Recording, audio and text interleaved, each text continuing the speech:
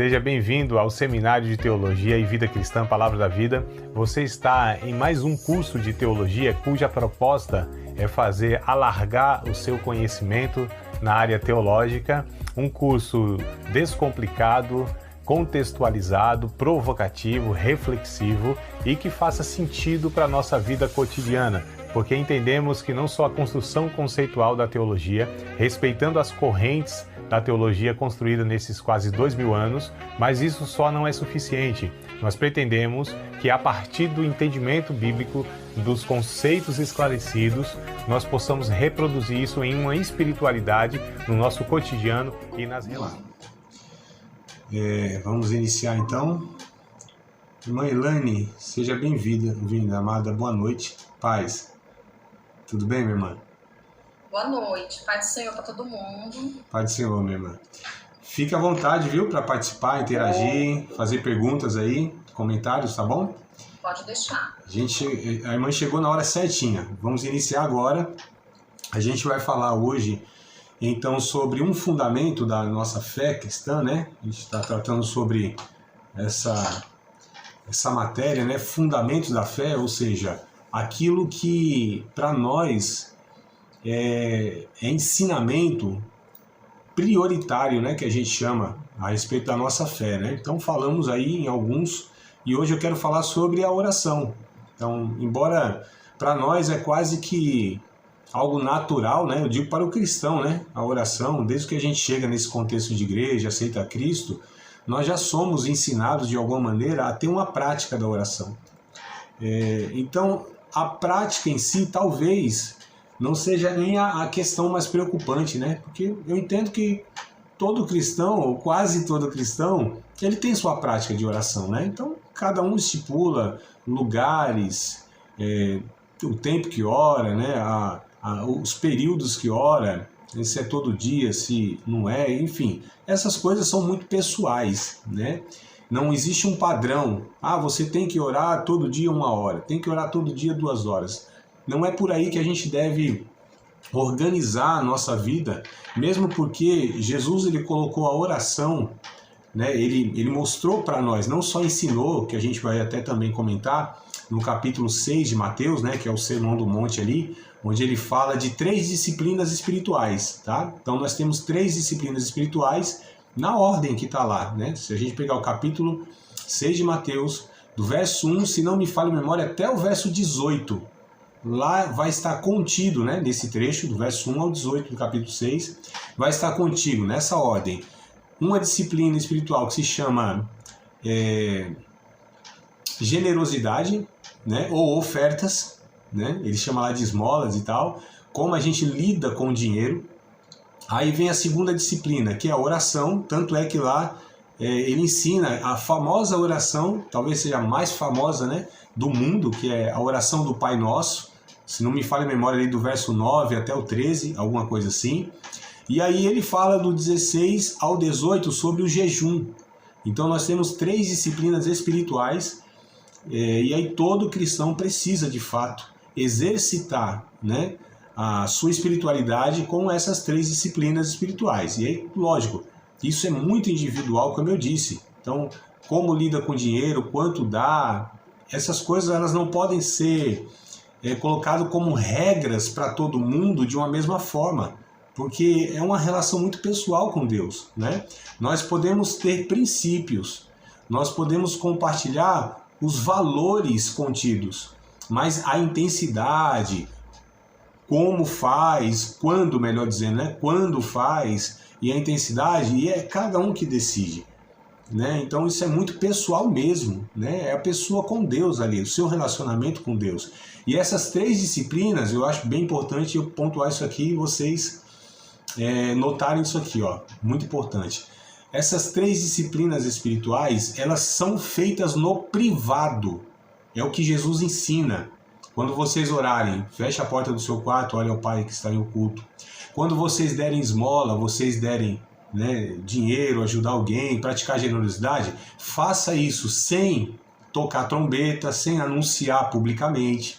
Quando vocês jejuarem, não mostrem para as outras pessoas que vocês estão jejuando. né? Até mesmo desfigurando o rosto, né? Ficar com aquela cara abatido e tudo mais. Então, Jesus está ensinando que essas disciplinas espirituais, elas precisam ser feitas no privado, porque há um risco muito grande de que a gente use isso até mesmo para se colocar como pessoas espirituais diante das outras, né? E é um relacionamento com Deus. As 3 disciplinas espirituais diz respeito à minha comunhão, meu relacionamento com Deus, né? Com o Espírito Santo. Então é algo muito pessoal, muito privado mesmo, particular, tá? Então eu nem vou, lógico, né, pontuar tudo isso. É a oração que eu quero destacar aqui. Mas se vocês se interessarem, inclusive, tem um estudo sobre o Sermão do Monte. Faz parte de um curso que eu estou ministrando, né? E aí dentro desse curso são 5 temas e um dos temas é o Sermão do Monte.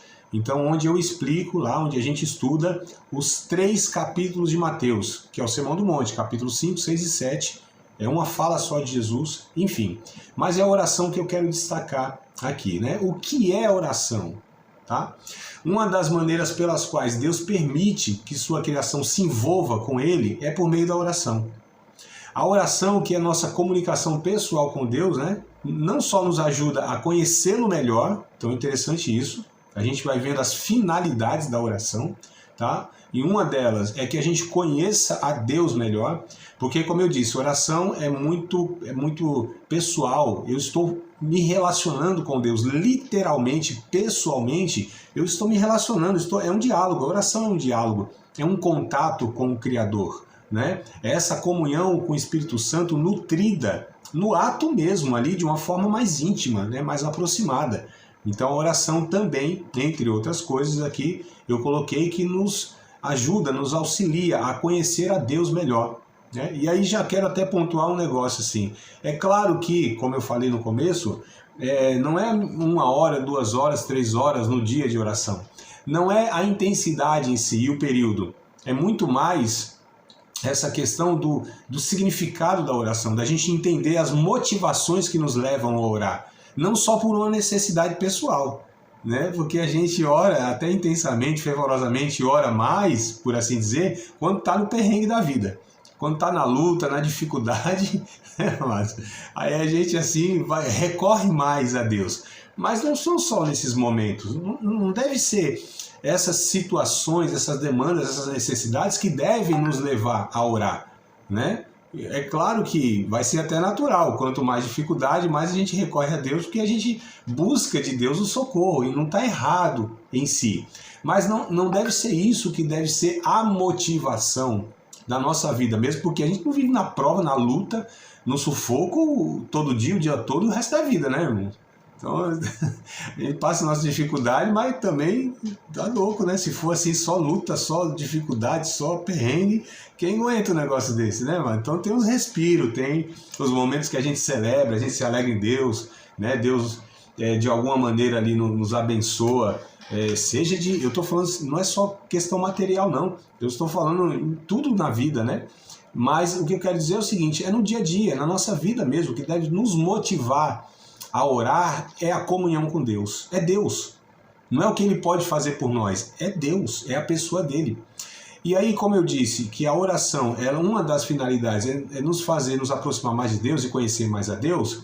Aí eu faço essa comparação, talvez não seja melhor, né? Mas é o que eu tenho agora.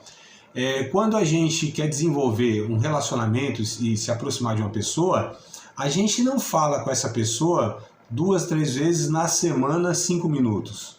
Então tem essa questão também. Ao mesmo tempo que a gente não pauta, né, que a gente não mede a nossa vida espiritual pelo tempo que a gente ora, mas ao mesmo momento, ao mesmo tempo, nós precisamos repensar a questão dessa frequência.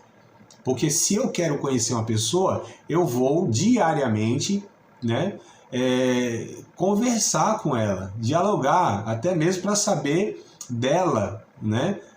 O que ela pensa, o que ela deseja. Estou falando no âmbito de dois seres humanos, né? 2 pessoas, né? Qual é a vontade dessa pessoa sobre várias áreas da vida, né? Enfim, a gente vai trocando esse conhecimento. Em relação a Deus, é algo semelhante, né? Então, se com as pessoas a gente necessita de ter mesmo um tempo de qualidade, e tempo de qualidade também é de quantidade. A gente precisa entender isso. Às vezes as pessoas falam assim, não, eu não tenho tempo de quantidade, mas eu tenho tempo de qualidade. Bom, se não tem uma quantidade adequada, mínima, perdeu a qualidade, né? É igual assim os casais, eles conversam às vezes bem pouco ali, 5 minutinhos, 10 minutinhos, coisa pouca assim, não, mas eu tenho um tempo de qualidade, porque quando eu estou ali eu estou mesmo, né? A cabeça não está em outro lugar. Tá, mas se não tem um tempo de qualidade, um tempo de quantidade, perdeu a qualidade. Com os filhos, por exemplo, né? Ah, meu filho lá, quando eu tô com ele, eu brinco com ele mesmo e tal. Não, tudo bem, mas qual a frequência disso? Né? Se não tem uma frequência, não tem uma quantidade adequada, lógico, cada um precisa saber qual é para a sua vida, para a sua realidade, perdeu a qualidade. Quer dizer que uma coisa, ela não pode ser separada da outra. O tempo de qualidade também precisa ser de quantidade, amados, tá? Mas como eu disse, essa quantidade é cada um que define. E o que define também, né, a nossa vida de oração não é apenas a quantidade, é um conjunto de coisas, na verdade. Não é uma coisa aqui ou outra coisa ali, é um conjunto, né? Então a motivação, a qualidade. E o que eu me refiro quando eu digo qualidade? É num tempo mesmo que você esteja ali só com Deus, né? Porque às vezes não tem um ambiente muito bom, barulho, ou sei lá, se é dentro de casa, né? Um cônjuge sempre chamando a pessoa, os filhos e tal, não é aquele tempo mesmo onde você se reserva ali, sabe? É por isso que tem alguns irmãos que gostam de se excluir, né? Uns vão para o monte. Eu não tenho nada, absolutamente nada contra, mano, sabe? A pessoa se isolar lá de vez em quando, se é para ela bom, então que vá. Né? Agora só não pode achar que esses lugares, esses dias, né? Tem que ser lá numa sexta noite, tem que ser na madrugada, por exemplo, que a fila é menor. Tinha uma música antiga assim, né? Não sei se os irmãos sabem, mas a gente cantava uma música uns 20 anos atrás, né? Na madrugada, irmão, a fila é menor. Isso aí para mim não tem sentido não, né? Mas, então, nem de madrugada a oração não é mais eficaz. O que torna a oração eficaz é o sacrifício de Cristo, é a obra do Calvário, né? Não é onde eu estou, não é quando eu estou orando. Então não é na madrugada e nem é no templo ou no monte. Então esses lugares são indiferentes para essa eficácia. Agora, para o indivíduo, de repente, né, é mais propício por aquilo que eu estou pontuando aqui. É um lugar mais tranquilo, né? É um momento ali onde ele se sente melhor, né? Alguns oram de manhã, antes de trabalhar, outros no final da noite e tal, outros na madrugada, enfim. Cada um vai, como eu disse no começo, isso é muito pessoal. E a gente não pode, amado, jamais, aquilo que a gente assume para a nossa vida pessoal, impor sobre as outras pessoas, que elas têm que fazer da mesma forma que eu tenho que fazer. Sabe quando a gente faz isso? Fora os pastores, né?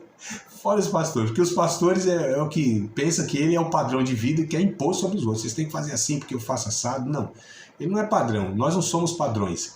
Jesus é o padrão. Eu posso até estimular a fé das outras pessoas, mas dizer que elas têm que servir a Deus na mesma intensidade, da mesma forma que eu, é errado. Mas sabe quando a gente faz isso? Quando a gente quer que os nossos filhos façam da forma que a gente faz. A gente quer que os nossos cônjuges façam da forma que a gente faz. Isso já começou errado.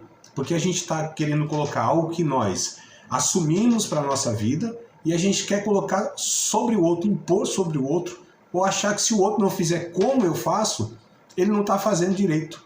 Né? A gente faz isso, inclusive, uns com os outros.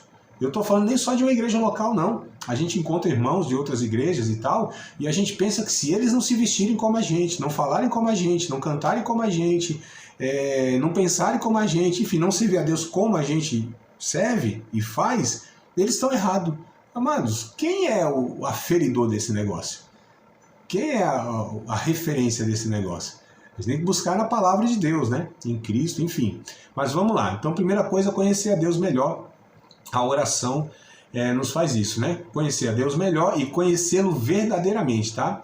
Por meio da oração, nós podemos fazer nossos pedidos a Deus, né? Confessar os nossos pecados, prestar adoração, louvor e ações de graças. Então olha só como a oração ela nos proporciona, né, tudo isso. Primeiro, conhecer a Deus melhor, né, conhecê-lo verdadeiramente, expor a Deus os nossos pedidos, nossos anseios. Daqui a pouco a gente vai apontar um pouquinho melhor isso, né? Então fazer aliás, não é que Deus não saiba, né? Mas a gente verbaliza, a gente compartilha isso com Deus como um amigo quer compartilhar com outro amigo. Que em relação a Deus, Deus sabe de tudo. Então não é com um amigo a gente faz isso porque ele não sabe, né? Então, mas com Deus não é para que ele saiba, né? Mas a gente de fato verbaliza, amados. Se na psicologia, olha só, se na psicologia há uma ação, um efeito terapêutico só no fato de falar, de verbalizar, imagina na oração, né? Só no processo terapêutico psicológico, onde o psicólogo está lá 1 hora lá ouvindo o camarada e às vezes não falou nada. Mas só esse fato de você compartilhar, verbalizar suas angústias, suas questões, tristezas, enfim, só esse processo aqui já faz bem. Imagina-se na oração a Deus. Isso aqui já seria benéfico, né? Enfim, então fazemos pedidos a Deus, confessamos os nossos pecados. E esse confessar os pecados não é porque também Deus não saiba, né? Jamais. E também nós não confessamos para ser perdoados. Isso é um pontinho aqui que eu vou falar devagarzinho, tá? Nós não confessamos os nossos pecados para ser perdoados. Nós já fomos perdoados por Cristo Jesus na cruz do Calvário. Então, na verdade, nós apenas compartilhamos com Deus reconhecendo os nossos pecados. Então é no reconhecimento dos pecados diante de Deus, olha só, que nós somos renovados na comunhão com o Espírito Santo. Então confessamos, esse ato de confessar, né, na nossa vida já é algo que o Espírito Santo, o sangue de Cristo, vem e nos restaura. Tá certo, amados? Esse é o pensamento, né, de uma pessoa que é madura. Muitos não são maduros e pensam que ele, se não confessar aquele pecado especificamente, é possível que ele vá assim para a eternidade sem salvação. Já pensou, amados? Porque eu vou confessar para vocês, já que é para confessar pecado, vou confessar. Tem pecado que eu não dou conta nem de saber que pecado que eu estou pecando. Então imagina só, né? Talvez o salmista, ele pensou isso. Ou seja, tem pecado que eu nem me dou conta. Mas para não correr o risco, eu vou orar dessa forma. Olha como o salmista orou. Senhor, purifica os meus pecados, até aqueles que eu nem me lembro. Tem um salmo assim, tá, amados? Eu não me lembro agora o salmo, mas se vocês me pedirem lá no grupo, eu dou uma pesquisadinha lá e dou a referência para vocês, né? Expurga-me dos meus pecados. O que está na minha memória é essa versão. Expurga-me dos meus pecados, até aqueles que me são ocultos. Então, olha o que o salmista, talvez, ele falou assim, não quero nem correr o risco, né, de repente ficar algum pecado que eu esqueça. Que de fato, mas a gente não reconhece todos os nossos pecados. A gente reconhece aqueles que são mais gritantes, aqueles que são mais explícitos, aqueles que são mais... tá na cara, né? Mas é possível aí que tem um monte de pecado que a gente não se dá conta e, portanto, não confessa a Deus. E a minha pergunta é, e esses pecados que a gente pecou e a gente não confessa, será que nós não vamos partir para a eternidade sem a salvação porque não confessamos esses pecados? Então é muito complicado, né? Agora, nos arrepender, a gente precisa se arrepender sempre. E qual é o nosso arrependimento? O nosso arrependimento deve ser baseado no que fizemos com Cristo. Nós crucificamos Jesus. Esse é o pecado máter, é o pecado mãe, tá certo? Então a gente confessa os nossos pecados. E aí a gente adora a Deus também, né? Na oração, a adoração a Deus. O que é oração e louvor, amados? A oração e louvor é quando nós atribuímos a Deus as suas características, aquilo que é atribuído a Deus, né? Deus é santo, Deus, ele é justo, Deus é amor, e a gente vai adorando a Deus. Agora, o interessante é, e a ação de graças, né? Então, rendendo graças a Ele, agradecendo de fato por tudo aquilo que a gente consegue pontuar, né? Pela vida, pela saúde, pelos livramentos, por tantas coisas aí, e a gente não tem nem noção de que Deus nos abençoa, né? Agora, a questão é, tem uma ordem para fazer isso? Claro que não, amado. Por que eu estou falando isso? Porque eu já fui ensinado dessa forma. Primeiro, quando você for orar, primeiro faz o seguinte, adora a Deus, depois louva Ele, né? Agradece, aí depois pede perdão pelos pecados, e aí depois pede alguma coisa. Então é como se fosse assim, agradando a Deus, né? Você adora Ele, vai ali pelas beiradas, igual mineiro, né? Pelas beiradinhas. Você primeiro adora, bajula a Deus, agrada a Ele nesse sentido e tal. Aí depois, ó, pede perdão pelos pecados lá também e tal. E aí depois você agradece, né? E tal. E aí por último, você pede alguma coisa. Porque já resolveu tudo com Deus, né? Já fez o que tinha que fazer, agora pede. Essa ideia para mim é estranha. Porque a gente está lidando, Paulo, né, Paulo? A gente está lidando, parece, amados, com uma relação de quase tentar seduzir Deus, enganar Deus. Tipo assim, é mais ou menos uma conquista, né? Tem uma irmã aqui, mas o homem faz isso, viu, minha amada? Vai assim, bajulando a menina, né, a mulher, né, tentando conquistar, elogiando, não sei o quê, e tal, para depois ver se consegue o que queria no começo, que não comunicou. Então, assim, me permita essa comparação, tá? Porque a gente muitas vezes ensina coisas que não tem sentido. Nós estamos nos relacionando com Deus, não é com qualquer um qualquer, amados. Estamos nos relacionando com o Criador dos céus e da terra. Então a gente precisa ter primeiro um relacionamento espontâneo. Isso tem que ser natural. Oração, como eu disse no começo, não tem uma regra, sabe? Não é uma reza, não é algo programado, é aquilo que brota do coração. Tem que ser espontâneo, né? O Espírito Santo precisa achar tanta espontaneidade no meu coração que me conduza a isso, né? Então, assim, um outro ponto aqui, né, que eu quero colocar que eu vejo que é bem equivocado. A oração faz Deus mudar de ideia? É uma pergunta que eu estou colocando aqui. Vou tentar responder, né? A oração faz Deus mudar de ideia? Tipo aquela ideia, né? Não, a oração move a mão de Deus. Como a ideia é que Deus estava aqui, ó, indo com a sua mão nessa direção, a gente vai orando, aí Deus muda a mão e vai para o outro lado, né? A oração move a mão de Deus. Que ideia é essa que a gente pensa que nós estamos movendo Deus? Tem um pensamento, acho que é de um filósofo, se não me falha a memória, ele diz o seguinte: Deus é um motor que move todas as coisas, imóvel, e não é movido por ninguém. Deus é um motor imóvel, vou até colocar de outra forma aqui, outra ordem. Deus é um motor imóvel, ou seja, ele não se move, ninguém move Deus. Deus é um motor imóvel que move todas as coisas, então é Deus que move todas as coisas e não é movido por ninguém. Então antes, amados, que a gente ore sobre qualquer coisa, se Deus responder, é porque Ele já ia fazer antes. Porque eu não consigo fazer Deus fazer coisas que Ele não ia fazer antes.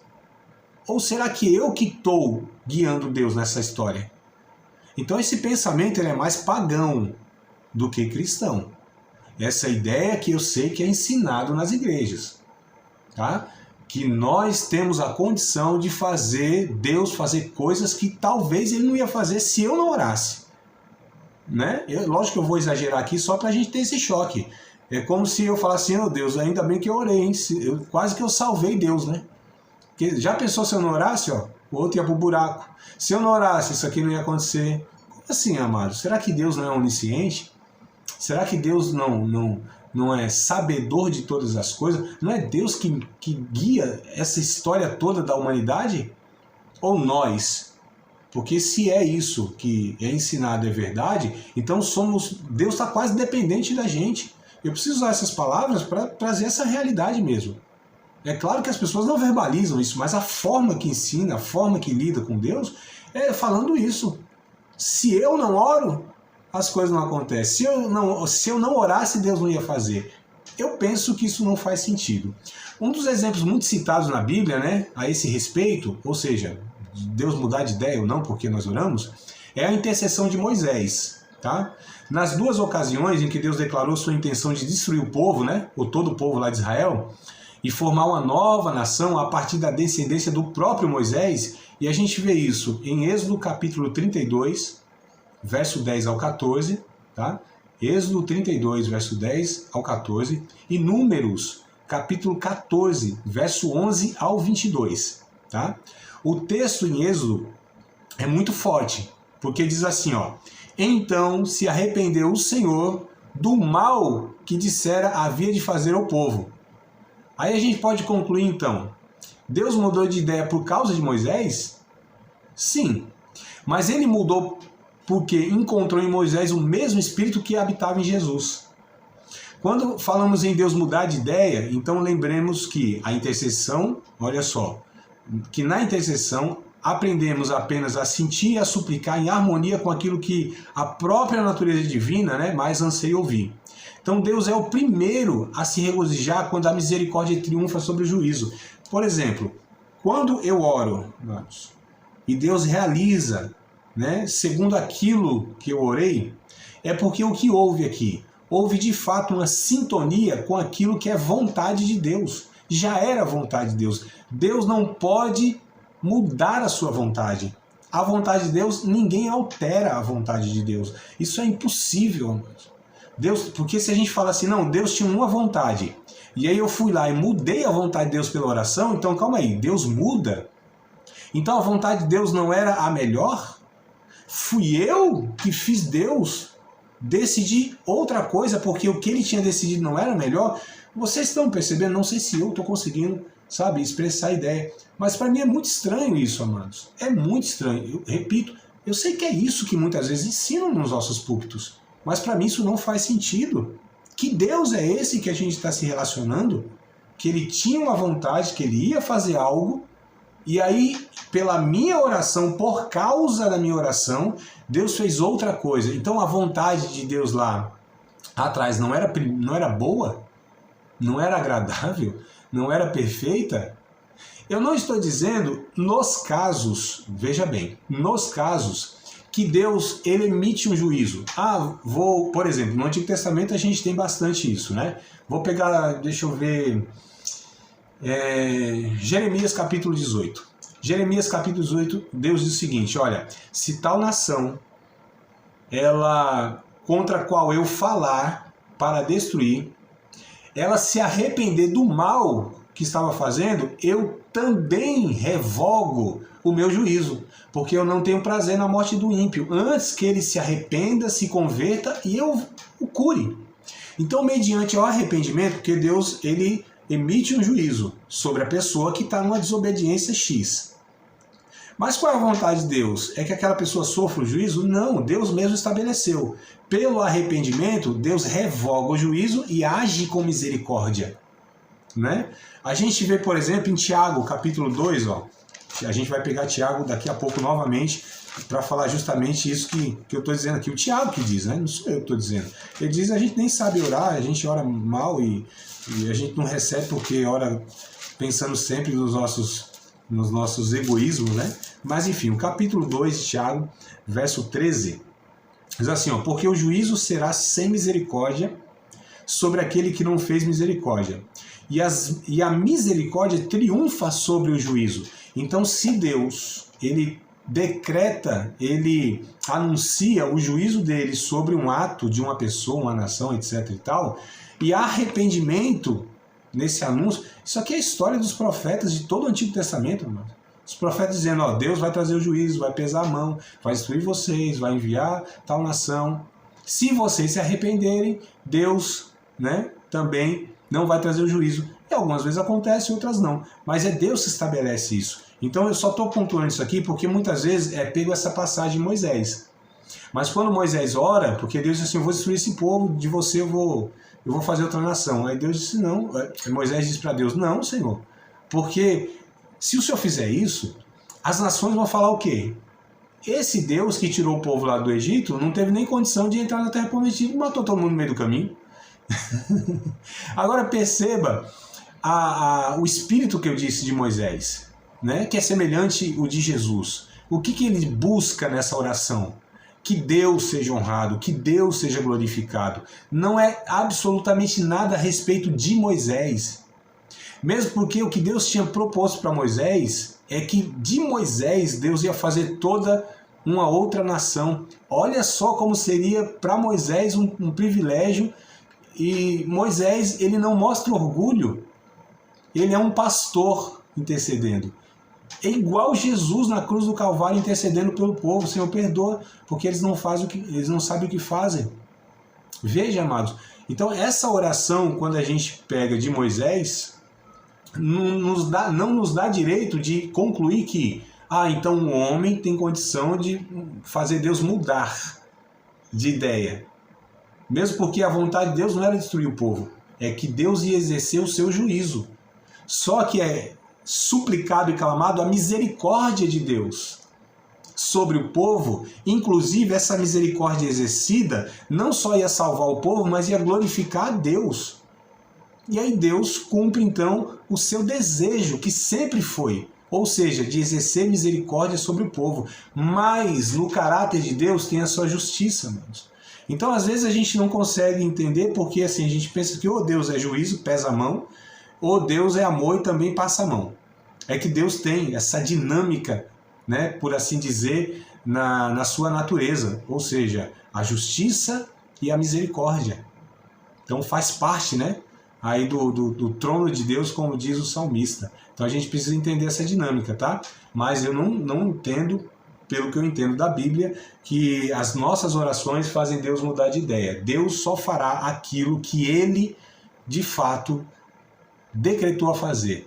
Quer fazer, é a sua vontade, e a sua vontade vai ser cumprida. E o ser humano não tem condição de alterar a vontade de Deus, de alterar Deus. Senão nós estamos falando que Deus muda e nós temos condição de mudar Deus. Muito complicado.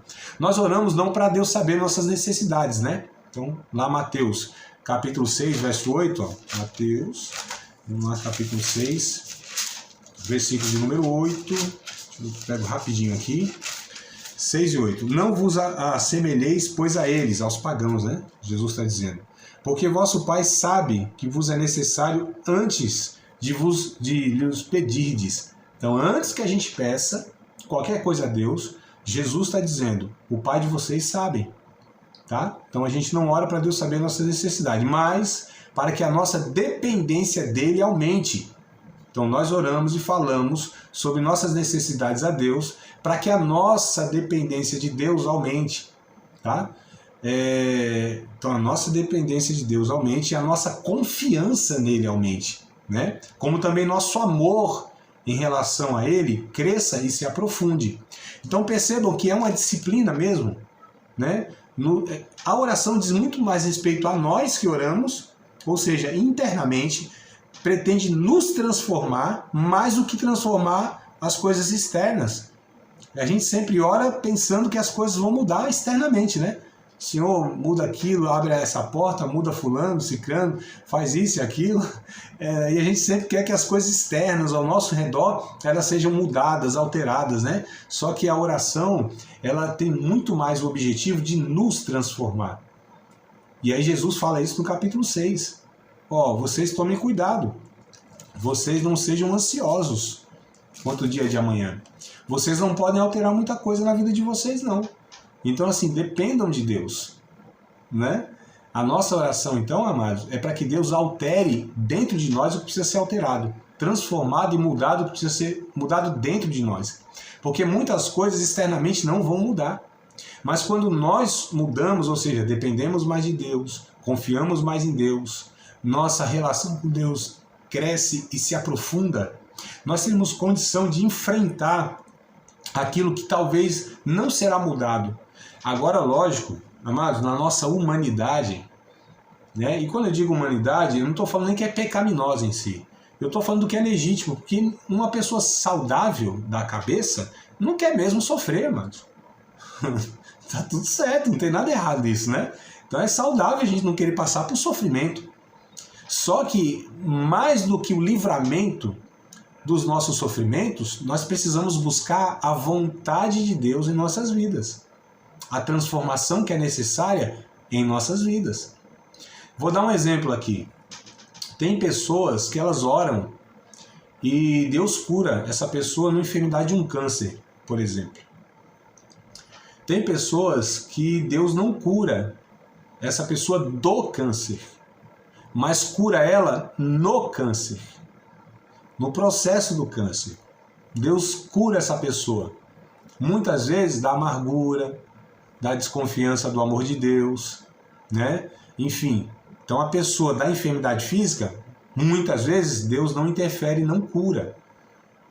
Agora, o interesse maior de Deus é que essa pessoa ela seja uma pessoa sadia emocionalmente, espiritualmente, ainda que o seu corpo de alguma maneira seja assim prejudicado pela enfermidade, tá? Nós não sabemos essa soberania de Deus que cura uns da enfermidade, outros não. Agora a vontade de Deus sempre é que essas pessoas de alma elas sejam saradas. Tem um texto lá, me lembrei agora, nem anotei aqui, mas me veio na mente agora. Acredito que é interessante a gente ver esse texto de João, né? Carta, tá? Carta de João. Deixa eu ver se é a primeira carta ou é a segunda carta. Eu acho que é a segunda, hein? Segunda carta de João, lá no versículo 1, quer ver? Vamos ver se é isso aqui. Segunda, não. Terceira. Terceira carta de João, versículo 2. Capítulo único, né? Não tem mais de um capítulo. Terceira carta, versículo de número 2. Olha que coisa interessante. Amado, ele enviando essa carta para um presbítero, né? Um amigo dele. Amado, desejo que te vá bem em todas as coisas e que tenha saúdes, assim como bem vai a tua alma. Então olha só, o que ele diz, a tua alma vai bem. Você é uma pessoa saudável de alma. Então eu desejo que todas as áreas da tua vida vá bem, como vai bem a tua alma. Então a alma vai bem, né? A relação com Deus vai bem, o amor com Deus não foi abalado por conta de uma dificuldade, então está tudo certo, amados. É isso que é o principal da nossa vida. E eu não estou dizendo que, como eu disse, que não é legítimo a gente desejar o livramento da dificuldade, da luta, e nós oramos a Deus. Nós expressamos a Deus tudo isso. Mas o nosso coração não deve estar preso a isso. Porque se estiver preso a isso e Deus não fizer, aí a gente vai acabando gerando no nosso coração desconfiança do amor de Deus, né?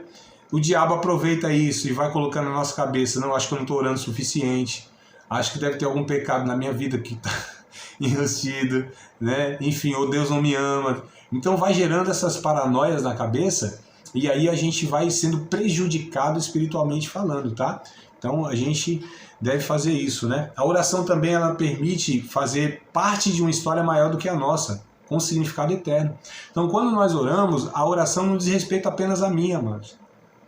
Essa oração que muitas vezes a gente faz, que é tão natural, né? Pedir por tudo aquilo que é do meu interesse. Por mim, até pelos meus filhos, minha esposa. Isso é natural, não tem nada demais, não. Assim, uma pessoa não tem virtude em uma pessoa orar pela sua vida, pelos seus desejos, pelos seus filhos, pela sua esposa, pelo seu cônjuge, né? Não tem muita, sabe? Agora, quando a gente ora por pessoas que a gente não conhece, por necessidades que não são as nossas, a Bíblia chama isso de intercessão, né? Intercessão. Quando você ora em favor de alguém ou de algo que não pertence a você, que não é, entre aspas, do seu interesse, não vai te beneficiar. Inclusive, nós oramos pelos inimigos, que a Bíblia diz, né? Orai pelos inimigos. E a oração pelo inimigo, amados, não é aquela não, Senhor, parte ele no meio, manda o raio. Essa não, tá, amados? Então, pelo amor de Jesus Cristo, essas orações aí, elas se assemelham muito mais a, eu não vou falar nem expressão, né? Mas é de uma religião aí que faz o mal para os outros, né? Faz uma oferenda lá que é para destruir a vida do outro. Então, é quase uma oração de feiticeiro, né? Isso não é oração, é feitiçaria, mano. Né? Orar para que Deus pese a mão no outro e mande lá para o leito de hospital. Tem uns irmãos tão equivocados que eles oram dessa forma, vocês acreditam? E aí pega o Antigo Testamento ainda, né? Porque é outro contexto. A gente está falando de outro contexto. No Antigo Testamento, quando o salmista diz, Senhor, eu chamo de oração Mike Tyson, né? Quebra o maxilar deles, né? Destrói a mandíbula deles. Tem essas orações mesmo, são chamadas de imprecatórias, né? É quase que um pedido deles serem amaldiçoados. Mas é um outro contexto, mas eram inimigos de Deus, era tempo de guerra, é outra história. Jesus ele ensinou, quando vocês forem orar, vocês não orem como os antigos oravam. E vocês não se comportem como os antigos se comportavam, olho por olho, dente por dente. E aí Jesus vai ensinando, ore por aquele que vos maltrata e vos persegue, façam bem para aqueles que fazem mal para vocês. Então assim, o padrão de Jesus, amados, é outro. Nós não vivemos sob a antiga aliança. O Antigo Testamento teve um propósito histórico com a nação de Israel. Nós não somos judeus, nós não estamos no período do Antigo Testamento e a gente não vive sob a antiga aliança. tá? Então a gente precisa tomar cuidado quando a gente lê a Bíblia lá no Antigo Testamento e a gente só seleciona o que nos interessa também, né? Então assim, sacrificar ninguém quer, pegar o animalzinho lá e oferecer a Deus, levar na igreja lá todo cortado, derramar o sangue, né? Ninguém quer se abster de um monte de alimento lá que tinha. Ninguém quer, por exemplo, fazer a circuncisão, né? Cadê os homens, os varões aí? Isso aí é só para os homens, né? Cadê os varões aí? Então, assim, a gente quer algumas coisas no Antigo Testamento, não quer o pacote todo, então é desonesto. Então a gente tem que ter muito cuidado com essa questão. Mas vamos lá. Então, a oração, ela nos permite fazer parte de uma história que é maior do que a nossa, né? A oração não deve ser um meio de satisfazer os nossos desejos. E aí, Tiago, como eu disse, né? Vamos para Tiago novamente lá, capítulo 4, versículo 3. Até Tiago, ele dá um dos motivos onde muitas vezes as nossas orações não são respondidas. Ele fala aqui, por que vocês oram e oram e não é respondido? Um dos motivos é esse aqui, ó. Capítulo 4, Tiago, verso 3. Vocês pedem e não recebem, porque pedem mal, para gastar nos vossos próprios deleites. Então, muitas das nossas orações são para satisfazer os nossos desejos, amados. Egoístas, né? Então, assim, a oração não deve ser um meio de satisfazer os nossos desejos, mas de pedirmos segundo a vontade de Deus, pois só assim nós seremos ouvidos. 1 João capítulo 5, verso 14. Esse texto aqui eu acho muito, muito interessante. 1 João, primeira carta de João, capítulo 5, verso 14. E aí eu vou afirmar algo baseado nesse texto, tá?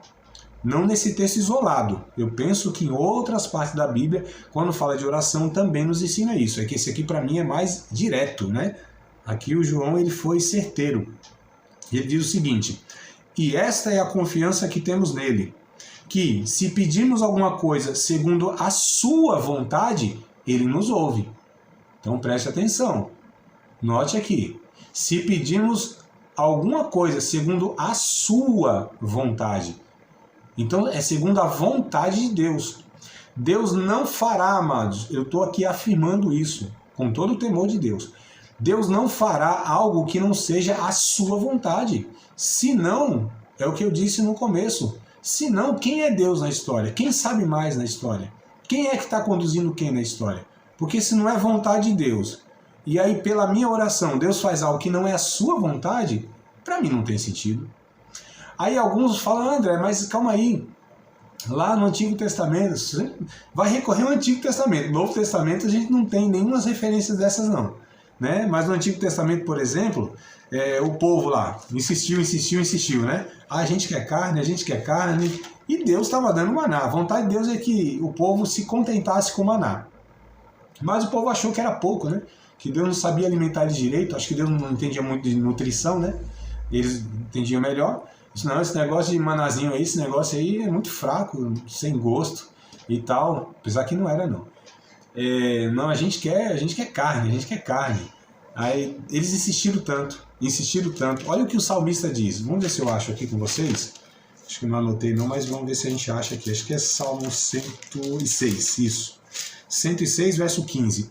O Salmo 106 está contando essa história que eu falei para vocês aqui. O povo pedindo carne, e não era a vontade de Deus. A vontade de Deus é que aquele povo fosse grato a ele por conta do maná. Deus estava amadurecendo aquele povo, amados. Então, nós, como meninos existenciais, nós não sabemos o que é melhor para nós.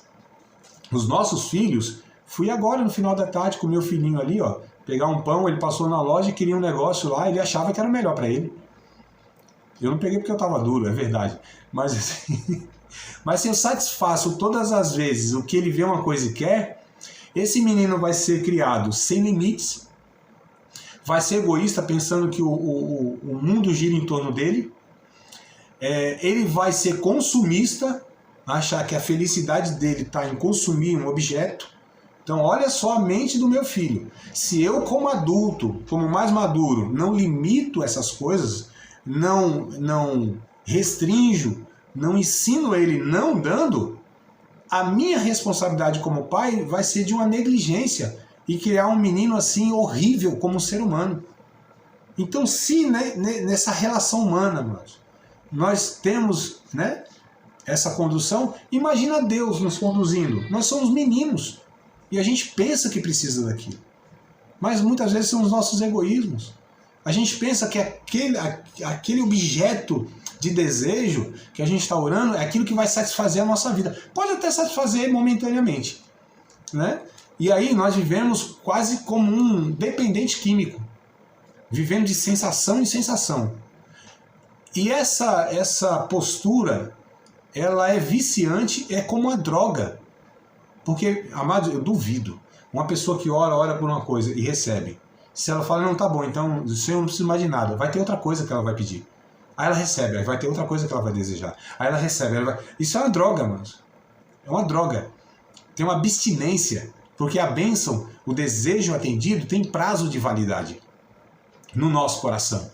E se a gente se relaciona com Deus nesse relacionamento de consumismo, então olha que coisa horrível.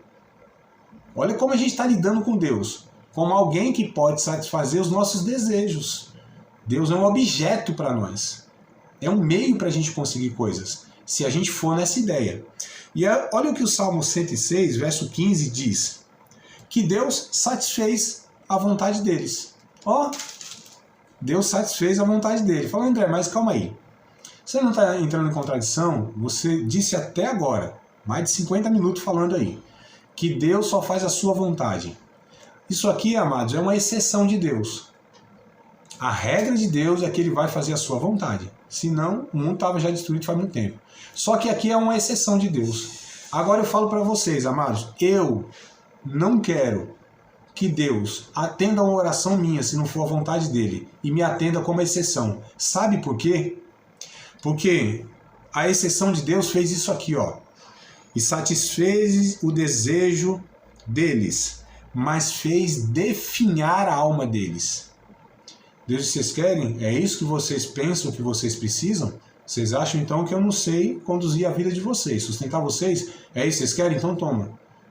Eles receberam, a alma deles definharam. Então, eles insistiram, conseguiram de Deus o que não era vontade de Deus, mas qual foi o resultado? Prejuízo para a vida, prejuízo para a alma. Então, amados, eu não quero que Deus me atenda e me conceda, por exceção, aquilo que não é sua vontade. Porque Deus está mostrando aqui, ó. Tá vendo quando vocês insistem, querem, vocês acham que conduz a vida de vocês, vocês têm condição de enxergar o que é melhor para vocês? Vocês não têm. É isso que Deus está nos ensinando na história. E nós já temos muitas situações, muitos exemplos na história, amados, para que a gente não repita essas coisas. Nosso modelo de oração é Jesus. Talvez não vai dar tempo, eu acho que vou deixar para a próxima aula, né, porque eu quero detalhar um pouquinho mais aqui. O modelo perfeito para nós não é Moisés, não é Elias, né? Não é o povo lá no deserto, enfim, é Jesus. E daqui a pouco eu digo na próxima aula, né? Tem poucos minutos aqui, não vai dar tempo de eu entrar nessa questão. Mas o texto de 1 João 5,14 vai dizer: esta é a confiança que temos nele, que se pedimos segundo a sua vontade, ele nos ouve, né? Então a gente precisa ter também as palavras de Deus em nós. Tem um texto lá em João, né? Na boca de Jesus sai esse texto, capítulo 15, e às vezes é entendido um pouco errado. Capítulo 15 de João, verso 7. Olha só. Um pouquinho antes, Jesus diz o seguinte. Não, é o 7 mesmo. Do 7 para frente, inclusive, né? Se vós estiverdes em mim, e as minhas palavras estiverem em vós, pedireis tudo o que quiserdes e vos será feito. Não sei se na versão de vocês está diferente aí, né? Se vós estiveres em mim e as minhas palavras estiverem em vós, vocês vão pedir tudo o que vocês quiserem e vai ser feito. Então a conclusão de alguns mas está vendo, ó, não está dizendo que se a gente quer, Deus vai atender, mas o texto, Jesus diz, se as minhas palavras estiverem em vocês, se vocês estiverem em mim, quando a gente está em Jesus, quando as palavras de Jesus estão em nós, então nós oramos segundo a vontade de Deus. Essa é a conclusão óbvia do texto, amados. Quando as palavras de Deus estiverem em nós, é o que João disse lá na primeira carta. Se orarmos segundo a sua vontade. Quando nós oramos segundo a vontade de Deus? Quando as palavras de Deus estão em nós. Aí é o Espírito Santo que gera em nós essa palavra que de vez em quando, amados, a gente sintoniza. Porque na grande maioria das vezes a gente ora tudo errado. Quem diz isso? É o apóstolo Paulo, lá em Romanos. Ele diz assim, vocês, nós, ninguém sabe orar como convém. Ninguém, quando ele diz ninguém, é ninguém. Ninguém sabe orar como convém. É o Espírito Santo que intercede por nós com gemidos que não podem ser expressados, verbalizados. Amados, quando a gente ora e Deus realiza o que quer que seja, é porque o Espírito Santo, ele conduziu essa oração até Deus. E essa oração contém a vontade de Deus. As palavras de Deus foram em nós colocadas pelo Espírito Santo, porque nós não sabemos orar como convém. Ou a Bíblia, então, está errada. Porque para mim é muito claro também o texto. Nós não sabemos orar como convém, não sabemos mesmo. Aí tem pessoas que ficam preocupadas, né? Ah, meu Deus, eu tenho que usar a oração certa e tal. Por que muitos irmãos eles ficam meio tímidos quando vão orar em público? E oram lá no seu privado com Deus de boa. 1 hora, 2 horas, ora bem, né? Assim, estou falando orar bem no sentido que não tem problema nenhum. Mas quando vão orar em público, né? Principalmente os irmãos novos convertidos, um jovenzinho, alguém que se considera inferior dos que estão ali na frente, né? Na frente do pastor, da igreja, por que ficam meio acanhados quando vão orar? Porque a cabeça é, e se eu não usar as palavras corretas? Ah, eu não sei orar bem, eu não tenho palavras, sabe, como tem o pastor, como tem o fulano, ciclano. Amados, aí já começou errado. Qual é a palavra certa que a gente tem? Se a Bíblia diz que a gente pode usar a palavra que for, a gente não sabe orar. E eu não estou dizendo com isso, não quero dizer com isso, que a gente não deva pensar no que nós estamos orando ou não procurar orar com entendimento. Porque o Paulo, lá em 1ª carta aos Coríntios, capítulo 14, ele diz, eu prefiro falar 5 palavras do meu próprio entendimento, para que o meu entendimento tenha fruto, do que orar em 1000 palavras em línguas. As palavras em línguas estranhas, a oração em línguas estranhas, para os pentecostais, né, que é a maioria dos nossos alunos, um outro que não é, a gente entende que orar em línguas faz parte da oração, só que ela não gera fruto no entendimento. E como nós estamos falando que a relação da oração é essa relação onde a gente conhece a Deus, né? A gente precisa, e a gente amadurece, inclusive, em Deus, nós nos aprofundamos em Deus, então assim, o entendimento precisa também frutificar. Mas ao mesmo tempo a gente sabe que não são as orações certas. Deus, ele muito mais vê a oração do que ouve a oração. O que eu quero dizer com isso? Que a intenção do coração e a motivação do coração, para Deus, vale muito mais do que as palavras que são verbalizadas. Porque tanta coisa que a gente fala da boca para fora, e o coração está tudo errado. A motivação está errada. O que gera aquela palavra, a intenção lá não é boa. E Deus vê tudo isso. Então Deus muito mais vê oração do que ouve oração. Nesse sentido, tá?